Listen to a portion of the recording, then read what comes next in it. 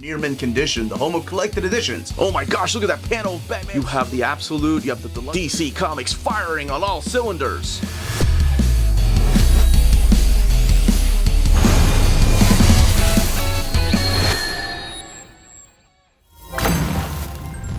Back from the dead, or rather back by popular demand because you all voted for it. Here on Near Mint Condition today, I, the Uncanny Omar, I'm going to be talking about the latest printing of the Deadman Omnibus. This is the one that you all voted for, and it came back to print. So we're going to be looking at this gorgeous artwork from Neal Adams. Join me.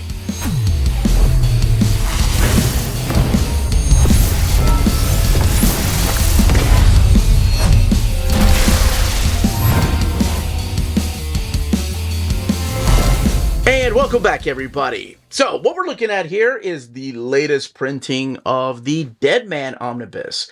This book previously came out in, I think it was 2019, no, there was a delay. 2020 is when this came out. It was in the catalog, and then they removed it, and they put it back in the catalog, and it came out in 2020. There really isn't a difference, I'll explain here in a little bit, between this dust jacket and the original printing. Because the biggest difference that I see is the DC logo has changed. It's the new bullet logo that they've been using. But everything else, because a good friend of mine has the original printing, and he sent me some pictures of it. So it has the old DC logo, and that's about it. So I don't have the original printing, and I'll explain why here in a little bit. But first, let's look at Deadman Omnibus, Neal Adams, Gerry Conway, Luis Garcia-Lopez, and Jack Miller. Usually it's these two that people relate Deadman to, Neal Adams and Jack Miller. Funny enough, because it was Arnold Drake and Carmine Infantino that created the character. And then again, the top billing here, the DC logo, Deadman Omnibus. And this piece right here, Boston brand. So the book retails for $125. And I did want to point out, before I take the dust jacket off, how great it looks right next to the two other classic collections, or what I consider classic collections. I didn't want to say old people collections because that's just rude. These are classics. These are beautiful books that no matter who you are, what age you are, you will find a certain beauty to them. I love how the designs are different for each of them. Now, of course, this one came out in 2020. Phantom Stranger, finally last year. Spectre, I want to say, was about a year after Boston brand, if I'm not mistaken, maybe in 2022. But this is what the backs of the books look like. But yeah, I did want to showcase, but I wanted to showcase what it would look like in your library if you have the other two. One of the things you'll notice, I'm sure, is the paper stock of the Spectre. It's a little bit different than the paper stock that they're using for these two. And I'm not sure about the original printing of Deadman. I think it was glossy. Probably should have asked that. All right, let's look underneath this dust jacket here by this piece by Neal Adams, and bio on Neal Adams and Gerry Conway right there, and then more Neal Adams, Deadman Omnibus. Oh, cool, with some panels back here in purple, with that tone of purple. Again, Deadman Omnibus, Neal Adams, Gerry Conway, Luis Garcia-Lopez, Jack Miller, and this piece right here. So we're going to open this book up and talk about the type of stories that are collected in here, look at the artwork, and see if there's any extras in the back. And of course, look at the build of the book. All right, let's go ahead and get this omnibus open. Here are your end sheets. How many times can a guy die? I really like that. The Deadman Omnibus title page, and then your credits here with Neal Adams collection cover artist, Deadman created by Arnold Drake, Superman created by Jerry Siegel and Joe Shuster, of course with special arrangement of this Jerry Siegel family. And over here, what you have is your table of contents that breaks down what's collected in here and when the issue originally came out. So something you may notice is that this is from 1967 all the way into 1987. So you're looking at 20 years of history. So how were they able to just compile 20 years of history into one omnibus that only has 946 pages? Well, that's pretty easy, because Deadman didn't have his own ongoing series, as we're going to be seeing through here. All right, your table of contents also shows you who wrote the issue, who the artist was. Now, one thing to take into consideration is that they credit the people that they could. Back then, they didn't really have a list of people that they were crediting for coloring, for lettering, for inking, sometimes even artists and writers. Because we are looking at 1967. So we're looking Silver Age going into the Bronze Age era of this character. This is an introduction here by Arnold Drake, the co-creator of the character of Deadman, although they do give him the creator credits here. So maybe he is just the sole creator. But the way he tells the story, it's all about these young, I guess, editors at the time at DC Comics and how this story came to be and how he fought for the name of Deadman. And then, of course, Carmine Infantino's talking about this unusual character. So collected in here is Deadman 1 through 4, Strange Adventures 205 to 216, The Brave and the Bold 79, 86, 104, and 133, Aquaman 50 to 52, Challengers of the Unknown 74, 84 to 87, Superman Family 183, DC Superstars 18, DC Special Series number 8, Adventure Comics 459 and 466. Oh man, one of those I do have to talk about. And of course, the DC Comics Presents 24, Detective Comics 500, Secret Origins 15, and Who's Who, the definitive director of the DC Universe 6, 13, and 20. Again, the book has 944 pages and retails for $125. So this is a creation of both Arnold Drake and the editors at the time. They were coming up with a new type of hero, and Carmine Infantino was the artist in the first story right here, in the story that is The Strange Adventures. And it is about Boston Brand, who is a circus trapeze artist, and for reasons that you'll find out a little bit later, he is shot and killed during one of his stunts during a live audience performance. Now, his friends of Lorna and Tiny, of course, mourning him. And at his funeral, there's a little bit of a flashback where you see Boston Brand falling after getting shot, and he thinks to himself, wait, I'm not dead. Cool. I'm alive. That's awesome. How am I still alive? However, he's not. What ends up happening is that Ramakrishna grants him the power to go back to the land of the living and seek justice, find his killer.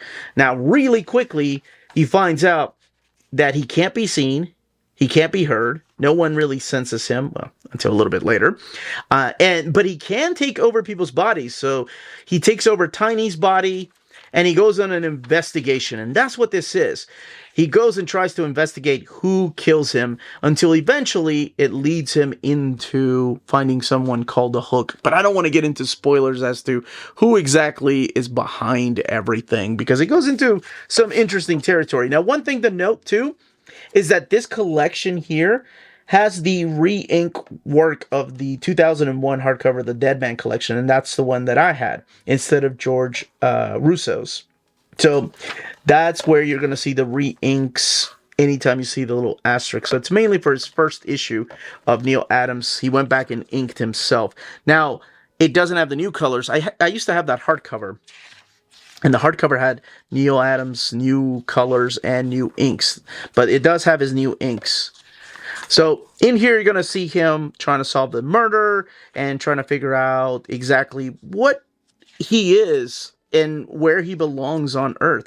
But one thing to take note is this beautiful and just way ahead of its time artwork by none other than Neal Adams.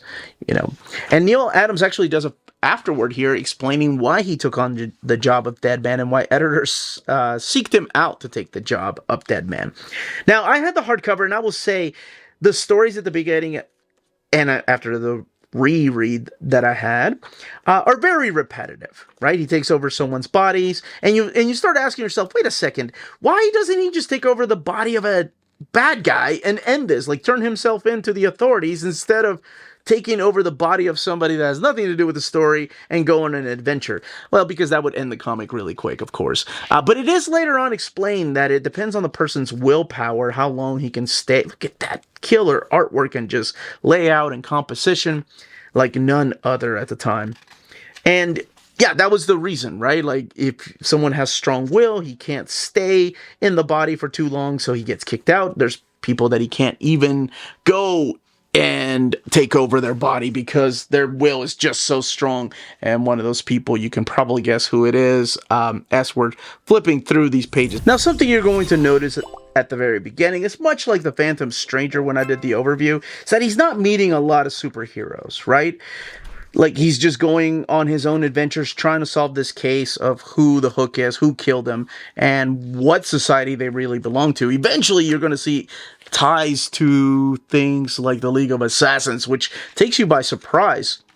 Now, he does end up teaming up with none other than Batman for this Brave and the Bold. And I want to say the Brave and the Bold, this one here, I think was collected in that hardcover, and it also had the new colors and new inks. If I'm not mistaken, let me see if this time around it has the new inks. We'll look for that asterisk. Doesn't seem like it's got the new inks. Okay. So it's not him going back and re-inking himself. Now, here's where things start to change a little bit because, as I mentioned earlier, Boston Brand can't be heard by anybody, he can't be sensed by anybody, he can't be seen by anybody. So how is the team-up going to work besides him taking over Batman's body, or trying to take over Batman's body, or taking over people's body? Well, things start to change. And this is eventually when you have someone like Jack Miller come in and write the story and change it up some. But seriously, like, Neal Adams stuck with this character for a long time. Now, eventually, the Strange Adventures gets canceled, and how the character jumps around from comic to comic makes for a really interesting story because of the team-ups. Eventually, you'll see him in the pages of Aquaman, where he's with Om, the Ocean Master, and he sticks around there for a little while. He is in a big arc with the Challengers of the Unknown, but he keeps going back to this team up with Batman. Now he gets to meet Superman and the rest of the Justice League through here, and Merlin is involved in this storyline right here. And this is the team up with Superman. There's a World's Finest issue in here, like I talked about earlier. And there we go, World's Finest. Superman, Batman, co-starring Deadman right here. Somebody pretending to be Deadman. And then some early issues of the Phantom Stranger, which of course have now been collected in the omnibus format. So if you have those can be found in that omnibus format. The Superman family right here. I think this is the one with Lois. Yeah, Lois Lane right here, trying to teach Superman a lesson.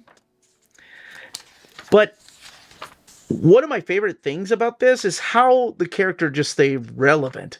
Like, he, as many times as a character hasn't had his own comic and eventually they just kind of disappear into obscurity, they really kept pushing for the character to keep coming back. And I don't know if that was more of the editor's decision or if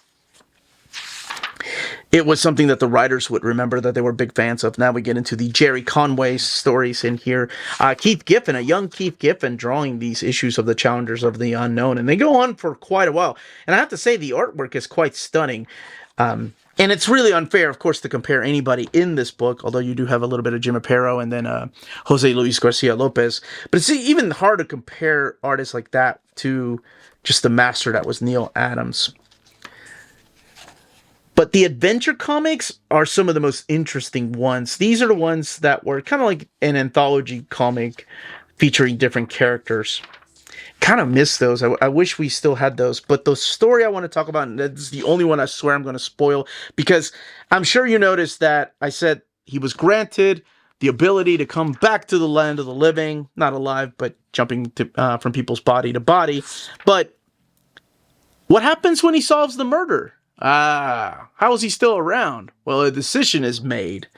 Now, I do want to look at one particular story, and it's this one here. 4 new superstar features for $1. Oh my gosh. This is the one that's written by Len Wein and drawn by Jose Luis Garcia-Lopez with Glynis Wein at the time, Len's wife, on colors. Just artwork is just stunning. But it's about this old gentleman that is sitting at the park and contemplating suicide. So Deadman can't take over his body, so he ends up possessing one of the birds that he was feeding, and it whacks the gun off of his hand. And you find out, why he's trying to commit suicide. What has led him down this path? How can his life be so horrible? So he goes back and visits his son, and his son isn't there, but his granddaughter is, and they have a beautiful relationship. The story hits so hard now, and so different, because I lost my dad in October. Now, the son and the father in the story don't have a good relationship. The son is a drug dealer. He's out there hustling and selling drugs, and his father knows this. And Boston even makes a comment about how he understands why someone would end their life if their home life was this miserable, but there has to be something that can be done. And I won't spoil how the story ends, but I love the last panel, the last line, just about father and son, and it's just, I think it's a beautiful story, and I don't know if people have talked about that one or not often as one of the best Deadman stories, because when I think of Deadman is like this supporting character that shows up in comics to me, that when they need a MacGuffin and they need somebody that's in the afterlife to show up, it's going to be Deadman. And I think a lot of the stories here in this collection will make you understand why a lot of us thought that. This is the return of Carmine Infantino. Carrie Bates writing the story here for the Batman. Oh no, this is Detective 500. $1.50 for the 500th issue. Now, eventually we do get into his own comic books. We are looking at the 80s now, 4-part miniseries by Andrew Helfer and Jose Luis Garcia-Lopez. Luis Garcia-Lopez's artwork, oh my gosh, it's stunning. I love Neal Adams, but, to me, they're both equally just as good. This is a little bit of a retcon, I will say. After all the team ups that he's had with the Challengers of the Unknown, there's a story that isn't collected in here for some reason with the Forever People, how it kind of changes him, and it changes his powers a little bit and how people see him and hear him. But what this miniseries does is a lot of the supporting cast that you have gotten to know, they kind of go away. I'm not going to explain exactly who goes away. There's death through here. And yeah, I remember people being upset with this miniseries because it didn't go the way that they were wanting it to go. But I also understand we were in a new era trying to introduce this character to new readers, and he's being just bogged down by a big supporting cast. By this point, yeah, his brother Cleveland was part of the cast, and of course Ramakrishna had grown in his role as far as the god granting him power, and is it really a god that granted him power? And was it really Ramakrishna, or was it someone else? Yeah, but this changes a lot of the things that you've read about in the past. And then you get secret origins here of Spectre and Deadman. Kevin Maguire of Justice League International fame doing the recap of the origin of Boston Brand. And in the back, you get the bonus material. Why I chose Deadman as my project on my summer vacation, that wonderful introduction by Neal Adams. And then you have, it's an afterword now. And you have the covers here for the reprints by Neal Adams. The material from Who's Who, including the Sensei here. Like I said, the League of Assassins play a big role towards the last part of this, but I don't want to spoil exactly how. I love the fact that the end sheet here, the end sheets are different. I really like these choices, blown up panels. Let's look at the binding. Talk about the build here. It is sewn binding, and it's printed in this actual glossy paper stock. Let's look at something a little bit earlier. You do have bleed through happening. We've seen that, though, with both Marvel and DC. And if you're wondering what this Deadman is, like you see it all over the place, why they're wasting so much panel room, usually it's because of ads. And, of course, they can't reprint those ads. It's not a facsimile edition. But, yeah, let's look at something a little bit earlier here from this issue. Gonna have to hold it down, but you can see the entire picture right there because of the way the panels are split up, even though it is a spread right there, spread pages, and then how spread pages look when you're about the middle of the book right here. So you have this page right here from the Phantom Stranger, so very minimal gutter loss. Forgot to mention how cool that some of the team-ups and unexpected they were, like Swamp Thing. But the Challengers of the Unknown are the ones that kind of threw me off a little bit because of just how unexpected I was to find those characters in here. But that, as they say, is that. If you're interested in purchasing this omnibus, don't forget to check out our sponsor, cheapgraphicnovels.com, your online home for graphic novels and collected editions up to 50% off cover price. They have excellent shipping and prompt and helpful service. Check out their bargain deals for up to 90% off cover price. And don't forget that CGN also takes pre-orders. That way you don't miss out on the hottest releases. And they are currently running a special promotion for you Minties. If you're a first-time customer, after receiving your order confirmation email, reply back to that email and let them know Near Mint Condition sent you their way. They will then apply a free shipping promotional credit to your next order in the US. Cheap Graphic Novels, your source for the hottest books with the kind of deep discount, quality shipping, and customer service that will keep you coming back for more. And that was the content, the page count, and build of this omnibus. In the comments down below, let me know if you are picking this up, if you already have the original printing, I believe that was in 2019, 2020 when that came out, or if you have the slipcase editions or the trade paperbacks and you're upgrading, if you've never read this stuff. Let me know all that in the comments down below. Smash that like button on the way out. Everyone, stay healthy and safe out there. Much love.